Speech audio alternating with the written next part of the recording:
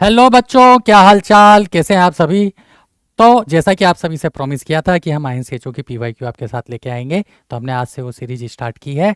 तो physical chemistry के भी पीवाईक्यूज हम यहाँ पर डिस्कस करेंगे। ऑर्गेनिक केमिस्ट्री ने का आपने पहला पीवाईक्यू ऑलरेडी देख लिया होगा, जो आशुतोष सर ने आपके साथ डिस्कस किया। ठीक है। तो जैसा कि आपको बताया कि पीवाईक्यू जो आईएनसीएचओ में पूछे जाते हैं, उनका जो लेवल होता है कुछ और अगर हम बात करें तो जेई एडवांस के इक्वल या उससे थोड़ा सा ऊपर होता है। ठीक है। और उसमें जो क्वेश्चंस की फ्रेमिंग होती है वो आपकी एनालिटिकल स्किल को चेक करती है, आपकी सब्जेक्ट की डेप्थ को चेक करती है कि आप क्वेश्चंस को किस तरह से अप्रोच कर रहे हो। ठीक है। तो अब आज हमारी फर्स्ट क्लास है, इसलिए मैंने जो पीवाईक्यू सेलेक्ट किया है वो बिल्कुल बेसिक पीवाईक्यू है। चाहे आप कोई से भी स्टैंडर्ड में भी पढ़ाई कर रहे हो, अगर आपने एटॉमिक स्ट्रक्चर चैप्टर पढ़ा है तो डेफिनेटली आप इस क्वेश्चन को सोल्व कर पाओगे। इसका उद्देश्य सिर्फ इतना ही है कि ज़्यादा से ज़्यादा बच्चे हमारे साथ जुड़े और वो ये समझ पाएँ कि जो आईएनसीएचओ ने हवा क्रिएट किया हुआ है कि खतरनाक लेवल के क्वेश्चंस होते हैं। नो डाउट होते हैं, कुछ कुछ क्वेश्चन बहुत ही तूफानी होते हैं, लेकिन मोर और लेस बाकी जो क्वेश्चंस होते हैं ना, उसको अगर हम चैप्टर को या सब्जेक्ट को डेप्थ में पढ़ रहे हैं तो डेफिनेटली सोल्व कर सकते हैं। तो आज हम बिल्कुल बेसिक क्वेश्चन से स्टार्ट करते हैं। ये जो क्वेश्चन है ये हमारा एटॉमिक स्ट्रक्चर क्वेश्चन से एटॉमिक स्ट्रक्चर चैप्टर से पूछा हुआ है। और आपने देखा है कि एक छोटा सा पैराग्राफ दे दिया, हाइड्रोजन लाइक स्पीशीज है। इस हाइड्रोजन लाइक स्पीशीज के लिए उन्होंने एनर्जी का फॉर्मूला दे दिया, EN equal to minus RH Z square. ठीक है। अब देखो यहाँ पर जो RH है ये रेडवर्क कांस्टेंट है, और रेडवर्क कांस्टेंट की अगर हम बात करें, ठीक, अब आप बोलोगे सर एनर्जी और यहाँ मतलब RH एंगस्ट्रॉम में है, तो आपको क्या करना पड़ेगा, उसको जूल में कन्वर्ट करना पड़ेगा। और जब आप जूल में कन्वर्ट करोगे तो ये EN का जो वैल्यू है, ठीक है, ये जो माइनस RH, ठीक है, Z square upon N square दिया हुआ है, तो यहाँ पर RH की वैल्यू आपको उसकी जो वैल्यू है एंगस्ट्रॉम को हम मीटर में कन्वर्ट कर दे रहे हैं, यहीं पर 10 की पावर 10 से मल्टीप्लाई करके 912 मैंने आपको बोला ही था, H इंटू सी रखना पड़ेगा। जैसे ही आप RH की वैल्यू को H इंटू सी से मल्टीप्लाई करोगे तो ये वैल्यू अब आपकी जूल में कन्वर्ट हो गई। ठीक है, ये वैल्यू आपकी किस में कन्वर्ट हो गई, जूल में कन्वर्ट हो गई। नो डाउट आप इसी से क्यों हमें क्वेश्चन को स्टार्ट करना है, क्योंकि ये एक्सप्रेशन उसने दे रखा है। वैसे अगर आप बिना इस एक्सप्रेशन के करोगे तो आप देखो डायरेक्टली भी कर सकते हो कि सेकंड ऑर्बिट में हाइड्रोजन एटम की एनर्जी क्या है ना। आप सभी को बच्चों फॉर्मूला पता है कि EN equal to minus 13.6 Z square by N square electron volt पर एटम होता है। ठीक है।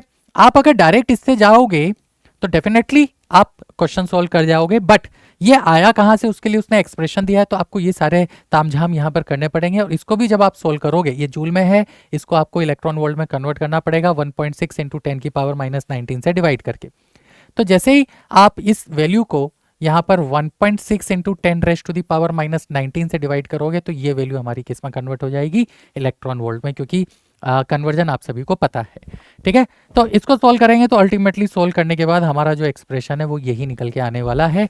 और अब क्वेश्चन, अब देखो इन्होंने तो जूल में पूछा है, तो जूल में पूछा है तो ये वाली वैल्यू हमारी जूल में है। ठीक है। इसको जब आप सोल्व करोगे तो ये जो एनर्जी का एक्सप्रेशन आएगा ये आएगा -2.18 into 10 raise to the power -18 Z square by N square. Calculation आपकी है, और अगर आप लोगों ने क्लास में अच्छे से पढ़ाई की है तो आप इस फॉर्म में भी एनर्जी का फॉर्मूला डिराइव करते हैं इलेक्ट्रॉन वोल्ट के टर्म में, और आप जूल के टर्म्स में भी एनर्जी का फॉर्मूला डिराइव करते हैं। ठीक है। कैलकुलेशन में आपको HC की वैल्यू रखनी है, RH की वैल्यू मैंने आपको रख के दे दी है, और कैलकुलेशन है। तो अब हमें क्या करना है, सेकेंड ऑर्बिट में डालना है। तो EN इक्वल टू क्या हो जाएगा, माइनस का 2.18 into 10 raise to the power -18 Z, hydrogen atom है इसलिए 1 का square upon N, second orbit है इसलिए 2 का स्क्वायर। ठीक है। और यूनिट क्या हो गई हमारे पास, जूल हो गई। तो ये जो वैल्यू आएगी बच्चों, ये आ जाएगी माइनस का 0.545 into 10 raise to the power -18 unit joule हो जाएगा। तो ये हमारे कौन से शेल में एनर्जी हो गई, तो ये E2 की वैल्यू हो गई, सेकंड शेल में हाइड्रोजन लाइक स्पीशीज की। कंसेप्ट बस यहां पर था क्या कि आपको ये सोच लेना था, इतना सा अगर आपने सोच लिया कि RH की वैल्यू क्या रखेंगे तो क्वेश्चन यहां पर सोल्व हो जाएगा। बाकी और क्वेश्चन में कोई दम नहीं था। बढ़ते हैं नेक्स्ट क्वेश्चन की तरफ। जैसा कि सभी को पता है कि first excited state energy required to promote the ground state electron of hydrogen to first excited state. जो डाटा हमें दिया हुआ है उससे भी हमें क्लियरली समझ में आ रहा है कि फर्स्ट शेल की जो एनर्जी होती है वो होती है -13.6 इलेक्ट्रॉन वोल्ट, सेकंड शेल की जो एनर्जी होती है वो आप सभी ने पढ़ा है -3.4 इलेक्ट्रॉन वोल्ट। तो हमें यहाँ से इलेक्ट्रॉन को यहाँ पे क्या करना है, जम करना है। तो इन दोनों के बीच का जो एनर्जी गैप होता है वो कितना होता है, 10.2 इलेक्ट्रॉन वोल्ट होता है। यानी फर्स्ट शेल और सेकंड शेल के बीच का जो एनर्जी डिफरेंस है वो 10.2 इलेक्ट्रॉन वोल्ट, वो हमसे यहाँ पर के सेकंड क्वेश्चन ने पूछा था। तो हमारा आंसर क्या हो जाएगा, 10.2 इलेक्ट्रॉन वोल्ट, ये हमारा आंसर हो गया। तो देखो सिंपल ही है, ये सिंपल है, बस इसको लिखने का तरीका क्या था कि आप फर्स्ट जो क्वेश्चन है उसके लिए आप कैसे एक्सप्रेशन को यूज करके सॉल्व कर रहे हो, वहीं से आगे के सारे क्वेश्चन डिराइव होंगे। अब क्वेश्चन बोल रहा है कि when an electron return from a higher energy level to a lower energy level, energy is given out in the form of UV radiation. हाँ, अब यहाँ पर ये चीज आपको ध्यान में रखनी है कि यूवी या विजिबल रीजन में आपको रेडिएशन देखने को मिल रही है। ठीक है, यूवी मतलब हमारी लाइमन सीरीज की बात होती है और विजिबल रीजन मतलब हमारी बामर सीरीज की बात होती है। तो क्वेश्चन बोल रहा है कि calculate the wavelength for the electron transition of hydrogen atom from the first excited state.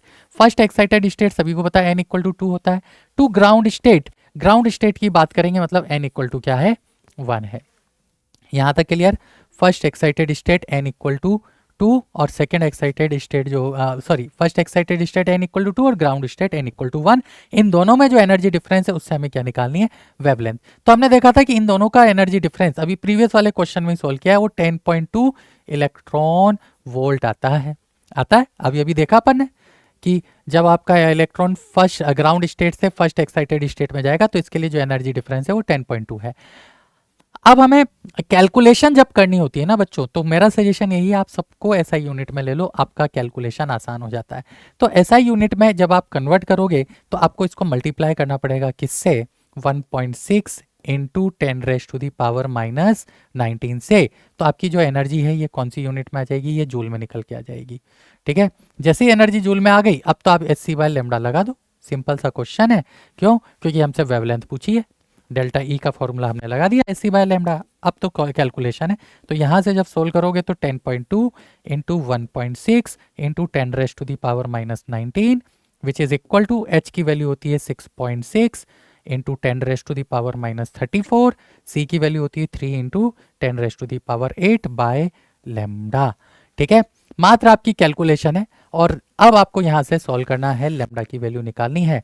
तो ये 121.9, ठीक है, 121.9 इंटू मतलब ठीक है नैनोमीटर में है तो मतलब यहाँ से तो मीटर में निकलेगी, तो 10⁻⁻9 मीटर आएगी, जिसको जब आप कन्वर्ट करोगे तो 121.9 नैनोमीटर आप लिख सकते हो। ठीक है, तो ये इसका आंसर आएगा। कैलकुलेशन संभालनी है ऑलमोस्ट, मतलब थोड़ा सा आप वहाँ पे आप एग्जैक्टली कैलकुलेट कर सकते हो, डेटा आपको दिया होगा। नेक्स्ट क्वेश्चन है, in the model of hydrogen like atom put forward bye Niels Bohr the electron orbit around the central nucleus. आपको पता है कि जो रेडियस का फॉर्मूला आता है वो क्या आता है, अपने फॉर्मूले से जब आप इसे कन्वर्ट करोगे, कंपेयर करोगे तो 0.529 एंगस्ट्रॉम निकल के आता है, 0.529 n स्क्वायर बाय जेड। ये कौन सी यूनिट में आता है बच्चों, एंगस्ट्रॉम में आता है। ठीक है, और उन्होंने उस 0.529 को यहाँ पर के मान लिया है कि एक कांस्टेंट है, nth orbit of hydrogen like species is given by this, ऐसा वो बोल रहा है। ठीक है, उसने बोल दिया कि n यहाँ पर क्या है, प्रिंसिपल क्वांटम नंबर है, तो उसी की वैल्यू पूछ रहा है, what is the value of principal quantum number, यानी n हमें फाइंड आउट करना है। ठीक है, nth ऑर्बिट ऑफ Be3+ यानी z इक्वल टू क्या हो गया, 4 हो गया, that has the same Bohr radius as that of ground state of hydrogen atom. यानी हाइड्रोजन एटम के ग्राउंड स्टेट की जो रेडियस है वो बेरिलियम 3+ के कौन से स्टेट की रेडियस के इक्वल होगी, अगर दोनों की वैल्यू क्या हो जाए, सेम हो जाए। ऑब्वियस सी बात है, तो सिंपल है, दोनों को इक्वल कर दो। हाइड्रोजन के लिए आप क्या करोगे, इसको के ही मानो, क्यों, क्योंकि हमें के दिया हुआ है और n ग्राउंड स्टेट है तो 1 का स्क्वायर हो जाएगा, जेड हाइड्रोजन एटम है तो वो भी 1 रहेगा, बेरिलियम 3+ की बात करनी है तो के। ठीक है, अब n हमें निकालना है क्योंकि हमें नहीं पता है, और n की बात करें तो ये 4 हो जाएगा। कैसे के कट गया, देखो बहुत ही सिंपल है, तो यहाँ से n स्क्वायर इक्वल टू 4 आ गया, यानी n इक्वल टू क्या आ गया, 2 आ गया। यानी सेकंड शेल ऑफ बेरिलियम 3+ अगर होगा तो सेकंड शेल ऑफ बेरिलियम 3+ के लिए बेरिलियम 3+ की जो सेकंड रेडियस है वो ground state of hydrogen atom के इक्वल निकल के आएगी। तो ये था बच्चों क्वेश्चन नंबर 4। क्वेश्चन नंबर 5, अब क्वेश्चन नंबर 5 देखो क्या पूछा है, the ratio of energy of electron in ground state of beryllium 3+ to that of ground state of hydrogen atom. ठीक है। अब हमें जो एनर्जी का एक्सप्रेशन दिया है ना, हम उसी से सोल्व करेंगे। एनर्जी का एक्सप्रेशन है हमारे पास minus R H Z square by N square. तो सबसे पहले हम बात करें बेरिलियम 3+। बेरिलियम 3+ की जहां आप बात करोगे, मतलब इसके लिए जेड की वैल्यू कितनी रख देनी है, 4 रख देनी है, और उसका रेशियो लेना है हाइड्रोजन के साथ। तो देखो बच्चों, कितना प्यारा question, simple question. Energy of beryllium 3+ upon energy of hydrogen, सीधा रेशियो ले लो। तो जो R H by N square है, ये वैल्यू क्या हो जाएगी, कैंसिल आउट हो जाएगी। क्यों हो जाएगी? क्योंकि दोनों के लिए किसकी बात कर रहा है, ग्राउंड स्टेट की बात कर रहा है, यानी एन की वैल्यू दोनों केस में क्या है, 1 है। तो मैं ये टर्म हटा देता हूं और सीधा मेरे पास जो रेशियो आएगा वो Z square of beryllium 3+ upon Z square of hydrogen निकल के आएगा। ठीक है। तो जेड स्क्वायर, जेड का मतलब 4 का स्क्वायर डिवाइडेड बाय 1 का स्क्वायर, इसके लिए जो आंसर आएगा वो 16 हो जाएगा। तो बच्चों ये था हमारा क्वेश्चन नंबर 5। ठीक है। तो क्वेश्चन देखो कितना प्यारा है, कितना सिंपल है, बस आपको थोड़ा सा कैलकुलेशन पे ध्यान देना है। हाँ, अब देखो अगेन उन्होंने कुछ नया दे दिया हमें। क्या दिया है? हमें बोला है कि काइनेटिक एनर्जी का जो एक्सप्रेशन है वो 1/4 pi epsilon not E square by 2r है, और जो पोटेंशियल एनर्जी का एक्सप्रेशन है वो माइनस का 1/4 pi epsilon not E square by r है।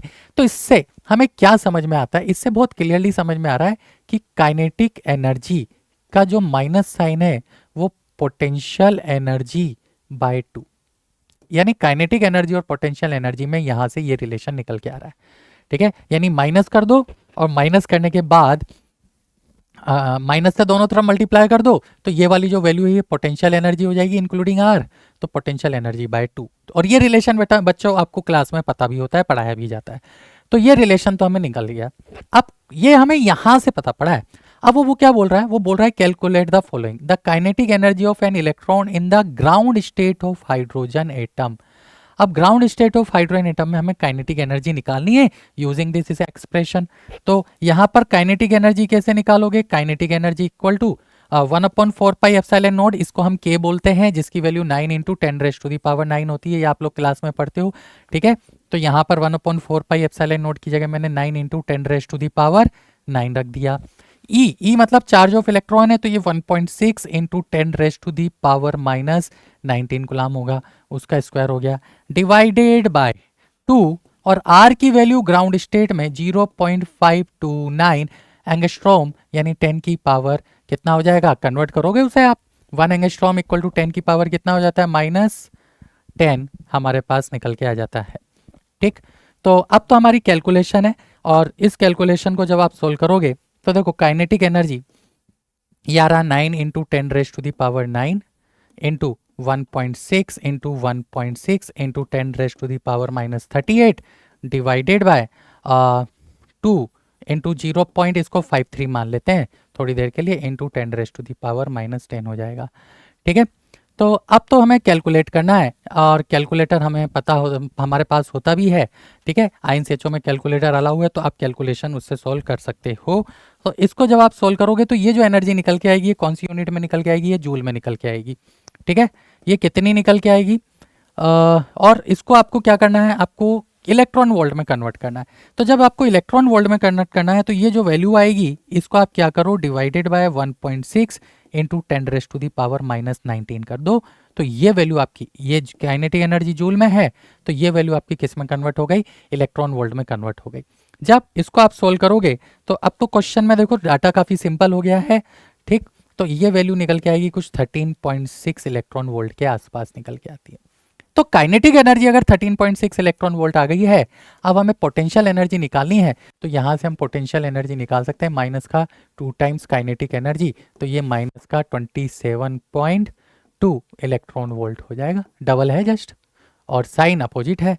तो ये क्वेश्चन सिंपल है, बस उन्होंने क्या किया है कि यहाँ पर आर के टर्म में दे दिया, और ऑब्वियसली बात है ग्राउंड स्टेट की बात कर रहा है, इसलिए आर की वैल्यू फर्स्ट शेल की रेडियस रखेंगे यहाँ पर, तो ये हमने यहाँ पर पुट कर दिया। ठीक। बढ़ते हैं आगे। नेक्स्ट हमारे पास क्वेश्चन इसी का बी पार्ट है। ये हमारे पास देखो, अब जो 6 क्वेश्चन है उसमें 2 पार्ट थे, ए पार्ट हमारा सोल्व हो गया, बी पार्ट हमसे बोल रहा है कि the potential energy of an electron in the ground state of hydrogen atom, जो मैंने यहीं पर सोल्व कर दिया। ठीक है। यहाँ पे काइनेटिक एनर्जी पूछा था, तो पोटेंशियल एनर्जी हमारे पास क्या हो जाएगी, potential energy is of 2 times of kinetic energy with minus sign which is equal to minus का 27.2 इलेक्ट्रॉन वोल्ट। ठीक है, तो ये हमारा क्वेश्चन हो गया वी पार्ट। Question number 7। अब देखो क्वेश्चन नंबर 7 में क्या दिया है, बहुत ही सिंपल। अगर आप लोगों ने स्पेक्ट्रम पढ़ा है तो स्पेक्ट्रम में आप लोगों ने यहाँ पर उसने बोला है कि radiation of 6 different photon energy वो क्या कर रहा है, एमिट कर रहा है जब वो ग्राउंड स्टेट में आता है। अब आप बोलोगे सर ग्राउंड स्टेट तो लिखा नहीं है, तो बाय डिफॉल्ट अगर क्वेश्चन में ये मेंशन ना हो कि कोई इलेक्ट्रॉन हायर एक्साइटेड स्टेट से किस एक्साइटेड स्टेट या किस लोअर एक्साइटेड स्टेट में या किस लोअर शेल में जा रहा है, तो अगर कुछ मेंशन नहीं है तो हम बाय डिफॉल्ट उसे ग्राउंड स्टेट ही मान के चलते हैं। इसका मतलब क्या हुआ कि जो लोअर एनर्जी लेवल है उसकी वैल्यू तो 1 होगी, जो हायर एनर्जी लेवल है उसको मैं n मान लेता हूँ, ये अननोन है और क्वेश्चन ने हमसे n ही पूछा है कि किस हायर एनर्जी लेवल से इलेक्ट्रॉन ग्राउंड स्टेट में जंप करेगा। ठीक, तो अब उसने बोल दिया कि 6 डिफरेंट रेडिएशन आ रहे हैं, तो आप लोगों ने पढ़ा होगा कि जब नंबर ऑफ स्पेक्ट्रल लाइन हमें निकालनी होती है तो हम ये फॉर्मूला यूज करते हैं n2 minus n1 into n2 minus n1 plus 1। एक तरीका तो ये है अपॉन 2 और इसकी वैल्यू उसने कितनी दे दी 6। दूसरा तरीका क्या होता है कि हम ऐसा है ना शेल वाइज डायग्राम बनाते हैं और उससे फिर एक एक करके कैलकुलेट करते हैं, फर्स्ट सेकंड थर्ड फोर्थ, हमें नहीं पता किस में जाएगा 5, और डिफरेंट हम क्या करेंगे रेडिएशंस बनाएंगे और उसको काउंट करेंगे। ठीक है, ऐसे इन्फिनिटी तक जा सकता है। तो पहले इससे देख लेते हैं, फिर इससे आपको आसान हो जाएगा, है ना, क्योंकि ये फॉर्मूला यहाँ पे सीधा लग रहा है तो हम सीधा फॉर्मूले की वैल्यू में पुट कर देते हैं n minus 1 into N divided by equal to ये 12 हो जाएगा। तो मैं इसको ऐसे लिख रहा हूँ n minus 1 into N equal to 3 into 4। तो यहाँ से देखो जब आप कंपेयर करोगे तो n की वैल्यू क्या हो गई 4 आ गई सीधा सीधा, यानी जो एक्साइटेड स्टेट है the principal quantum number of the excited state is 4। दूसरा, आपको 6 डिफरेंट रेडिएशन लानी भी है तो लेट से मान लो वो 2 से आ रहा होगा, अगर 2 से आ रहा होगा तो वो 1 में ही आएगा, यानी एक ही लाइन पॉसिबल है। ठीक है, अगर वो 3 से आ रहा होगा तो 3 से आ रहा होगा तो क्या क्या पॉसिबिलिटी है जो कि डिफरेंट रेडिएशन में काउंट किया जाएगा, या तो सीधा है या ये है। ठीक है, तो इसमें कितनी लाइन हो गई, इसमें हमारी 2 लाइन हो गई, इसमें हमारी 1 लाइन हो गई, 2 और 1 3 अभी भी सेटिस्फाई नहीं कर रहा है। लेट से 4 से आ रहा होगा, जब वो 4 से आएगा तो एक तो ये सीधा ट्रांजिशन होगा जो कि डिफरेंट काउंट किया जाएगा। ठीक है, एक ट्रांजिशन कौन सा होगा, ये वाला होगा जो कि डिफरेंट काउंट किया जाएगा, और एक ट्रांजिशन ये होगा जो कि डिफरेंट काउंट किया जाएगा। यानी 4 से जब 1 में आएगा तो उसके पास 3 डिफरेंट पॉसिबिलिटीज हैं। तो देखो 3 + 2 + 1 टोटल हो गया 6, यानी वो 4th एनर्जी स्टेट से किस में जा रहा है, ग्राउंड स्टेट में जा रहा है, तो वो 6 डिफरेंट रेडिएशंस को क्या करेगा, जनरेट कर सकता है। ठीक है, और यहाँ पे उसने ऐसा तो बोला नहीं है कि एक हाइड्रोजन एटम है, मल्टीपल हाइड्रोजन एटम हो सकते हैं, तो हम वो सारे केस यहाँ पर लेंगे। ठीक है, चलो ज़्यादा आसान था, आप फॉर्मूला वाइज कर सकते हो, है ना, बहुत सिंपल था क्योंकि फॉर्मूला आपने पढ़ा है, और जिन्होंने इस तरह से पढ़ा है जो कि जनरली मैं सजेस्ट करूँगा कि इस तरह से ही हमें जाना चाहिए, तो वो ये भी यूज़ कर सकते हैं। नेक्स्ट क्वेश्चन की तरफ हम मूव करते हैं। तो अब देखो नेक्स्ट क्वेश्चन में हमें क्या किया हुआ है कि हमें ये डाटा दिया हुआ है कि जो एक्साइटेड स्पीशीज में एटम था उससे जब वो किसी दूसरे नेक्स्ट लोअर एनर्जी स्टेट में जाता है तो जो एनर्जी वो एमिट करता है वो 2.64 इलेक्ट्रॉन वोल्ट है, उसका न्यूक्लियर चार्ज हमें बताना है। यानी जरूरी नहीं है वो हाइड्रोजन एटम हो, ठीक है, वो कोई दूसरा एटम भी हो सकता है। तो हम मान लेते हैं उस पर जो चार्ज है ना वो कितना है, Z² है, हमें नहीं पता। ठीक, अब it was observe that when this excited species emit. अब देखो यहां पर हमें सबसे पहले आपके मन में ये कंफ्यूजन आएगा कि सर ना तो उसने एक्साइटेड स्टेट हायर वाला दिया ना लोअर वाला दिया, तो उसको कंफ्यूजन को दूर करने के लिए उन्होंने यहां पर देखो एक लाइन लिखी हुई है, this excited species emit. This excited species का मतलब जो हमने यहां पर निकाला है, तो हमें ये तो पता पड़ेगा कि यहां पर n = 4 है, प्रीवियस डाटा को हमें यूज करना है, यानी n = 4 से वो come to next lower energy state. अब यहां पर आपको फोकस करना है, नेक्स्ट लोअर एनर्जी स्टेट का मतलब क्या हुआ, जस्ट उससे कम वाला, जस्ट उससे कम वाला क्या हो गया 3 हो गया। यानी हमारे पास क्या है, ये फर्स्ट एनर्जी लेवल है, सेकंड है, ये थर्ड है और ये फोर्थ है, तो वो फोर्थ से किस में जा रहा है, 3 में जा रहा है। जब 3 में जा रहा है तो एनर्जी को क्या करेगा, एमिट करेगा। तो जो चेंज इन एनर्जी निकलेगी वो निकलेगी फाइनल माइनस इनिशियल, यानी E3 माइनस E4, और इसकी वैल्यू उसने इलेक्ट्रॉन वोल्ट में हमें दे दी कितना, 2.64 इलेक्ट्रॉन वोल्ट। अब हमें पता है कि इलेक्ट्रॉन वोल्ट में एनर्जी का फॉर्मूला -13.6 Z² एन स्क्वायर जो कि हमने फर्स्ट क्वेश्चन में भी डिराइव किया था, minus of minus 13.6 Z square by N square होगा। ठीक है, इसकी वैल्यू कितनी दे दी, 2.64 दे दी। देखो तो अब तो क्वेश्चन है 13.6 कॉमन ले लो, 13 पॉइंट ये कौन सा आ जाएगा 3 वाला और ये कौन सा हो जाएगा 4 वाला। तो मैं 13.6 को बाहर ले लेता हूँ, जेड स्क्वायर को बाहर ले लेता हूँ, तो यहाँ बचेगा 1/n4 का स्क्वायर माइनस 1/n3 का स्क्वायर इक्वल टू 2.64। ठीक है, अब तो कैलकुलेशन है बच्चों, कैलकुलेशन अगर आप ध्यान से देखोगे तो इससे ये कट गया हमारा कितना 0.2 टाइम्स, और इनकी वैल्यूज को हम देख लें, नहीं 0.2 टाइम्स नहीं घट रहा है, सॉरी माय बैड। ठीक है, 13 दूनी 26 होता है, बट 0.6 के लिए वो 27.2 होना चाहिए। तो अब तो हमें सॉल्व करना ही पड़ेगा। तो यहाँ से जेड स्क्वायर की जो वैल्यू आएगी, अच्छा इसकी वैल्यू रख देते हैं यहाँ पे, ये लो आपके लिए 1/4 का स्क्वायर माइनस 1/9 का square which is equal to 2.6964 divided by 13.6। तो यहाँ से जेड स्क्वायर इक्वल टू आ जाएगा 4 का स्क्वायर माइनस 1/3 का स्क्वायर। तो ये आ जाएगा 2.64 डिवाइडेड बाय 13.6, 16 इंटू 9 ये 144 होता है, डिवाइडेड बाय 16 में से 9 और 16 का डिफरेंस हमें ले लेना है सही से। ठीक है, तो ये जो वैल्यू हो जाएगी, ये वैल्यू हमारे पास कितनी आ जाएगी, यहाँ माइनस साइन और यहाँ प्लस साइन है, तो ये वैल्यू हमारे पास आ जाएगी 7। ठीक है, अब हमारे को इसको सोल्व करना है। तो इसको जब आप सोल्व करोगे तो ये देखो बहुत ही सिंपल सी कैलकुलेशन है, इसकी वैल्यू परफेक्ट 4 निकल जाएगी, 3.99 के आसपास आती है। तो जेड स्क्वायर इक्वल टू 4 आ गया, यानी जेड की वैल्यू हमारे पास कितनी आ गई, 2 निकल के आ गई। तो nuclear charge on the species अगर हम बात करेंगे तो इसकी वैल्यू कितनी आ जाएगी, 2 हमारा आंसर निकल के आ जाएगी। तो ये जेड स्क्वायर। अब आपका कंफ्यूजन ये आ रहा होगा कि सर ये वैल्यू है नेगेटिव, तो बच्चों यहाँ पर ये एमिट हो रहा है, तो आप यहाँ पे आगे कौन सा साइन लगा दोगे, माइनस का साइन लगा दोगे, तो आपका माइनस माइनस क्या हो जाएगा, वो कैंसिल आउट हो जाएगा, तो जेड की वैल्यू ऑटोमेटिकली पॉजिटिव निकल के आ जाएगी। ठीक है, तो अगेन कैलकुलेशन है, वो एमिट कर रहा है, एमिट कर रहा है, या तो आप क्या करो कि हायर माइनस लोअर कर दो, जब हायर माइनस लोअर करोगे तो ऑटोमेटिकली डिफरेंस पॉजिटिव आ जाएगा, वरना सीधा मैग्नीट्यूड ले लो, क्योंकि हम जब क्वेश्चन करते हैं तो मैग्नीट्यूड वाइज बात करते हैं। या अगर आप लोअर माइनस हायर कर रहे हो तो वो एमिट हो रहा है, तो अगर आप लोअर माइनस हायर की बात कर रहे हो तो वो एमिट कर रहा है तो यहाँ पे साइन नेगेटिव लेना पड़ेगा। ठीक है, तो ये जेड की वैल्यू हमारी 4 निकल के आ गई। नेक्स्ट क्वेश्चन है, अब जो नेक्स्ट क्वेश्चन है बच्चों, ये थोड़ा सा अच्छा क्वेश्चन है, इसमें जहां पर जनरली आपको कंफ्यूजन आता है। क्या कंफ्यूजन आता है कि the least energy required to remove an electron is known as ionization energy, बिल्कुल आपको पता है, और उसने हीलियम एटम की आयनाइजेशन एनर्जी दे दी 24.58। इट मीन्स व्हाट कि हीलियम जब He प्लस में कन्वर्ट हो रहा होगा और एक इलेक्ट्रॉन बाहर निकाल रहा होगा, तो इसके लिए जो फर्स्ट आयनाइजेशन एनर्जी की वैल्यू होगी वो हमारे पास 24.58 निकल के आएगी। ये वैल्यू उसने दे दी है। लेकिन क्वेश्चन क्या बोल रहा है, क्वेश्चन बोल रहा है कि total energy required to remove 2 electron, दोनों इलेक्ट्रॉन निकालने हैं, यानी अब इस He प्लस से भी हमें इलेक्ट्रॉन निकालना है, इसे He2 प्लस में कन्वर्ट करना है।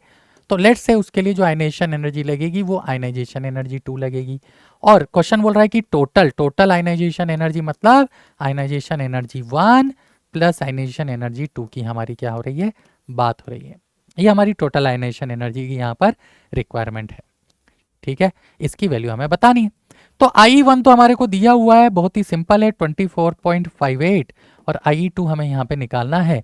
अब I2 कैसे निकालें, तो देखो ये हाइड्रोजन लाइक स्पीशीज हो गई। हाइड्रोजन लाइक स्पीशीज के लिए जो आयनाइजेशन एनर्जी होता है वो माइनस ऑफ En होता है, जिस भी शेल में इलेक्ट्रॉन प्रेजेंट है। बाय डिफॉल्ट एक ही इलेक्ट्रॉन है तो वो ग्राउंड स्टेट में प्रेजेंट है, तो प्लस का 13.6 जेड स्क्वायर, जेड हो बोले तो यहाँ पे 2 हो जाएगा, क्यों, क्योंकि हीलियम है, अपॉन एन यानी 1 का स्क्वायर हो जाएगा। तो अब तो हमें इसे सोल्व करना है, तो ये हो जाएगा 4 क्योंकि इंटू 13.6 54.4 इलेक्ट्रॉन वोल्ट। ठीक है, रख दो यहाँ पर, तो ये हमारी I2 आ गई, तो यानी 54.4 को जब आप ऐड करोगे तो ये 8, ये 4 प्लस 5 9, ठीक है, और ये हमारे को दे देगा 78.98, जिसको हम 79.0 इलेक्ट्रॉन वोल्ट भी लिख सकते हैं। ठीक है, तो दो पहले ये क्वेश्चन समझ में नहीं आता कि 2 इलेक्ट्रॉन को रिमूव कर रहा है, इसका क्या मतलब है ना, उसके लिए कितनी एनर्जी लगेगी। तो ऑब्वियस सी बात है, फर्स्ट तो उसने दे ही रखी है, सेकेंड ही तो हमें निकालनी है और दोनों को ऐड करना है। तो ये हमारी क्या होगी, टोटल आयनाइजेशन एनर्जी की वैल्यू होगी। ठीक है बच्चों, तो ये पूरा का पूरा एक क्वेश्चन था जो कि आईएनसीएचओ में पूछा हुआ था, जिसके इतने सारे पार्ट थे जो कि आपको इस तरह से सिस्टमेटिकली क्या करने थे, सोल्व करने थे। होप सो आप सभी को ये सारी चीज़ें क्लियर हुई होगी। स्टिल कोई भी डाउट रह जाता है आप कमेंट बॉक्स में लिखो और हम ज़रूर उसके बारे में क्या करेंगे, डिस्कशन करेंगे नेक्स्ट वीडियो के अंदर। तो आज के लिए इतना ही है, मिलते हैं बच्चों नेक्स्ट क्लास में। Tata bye bye, take care.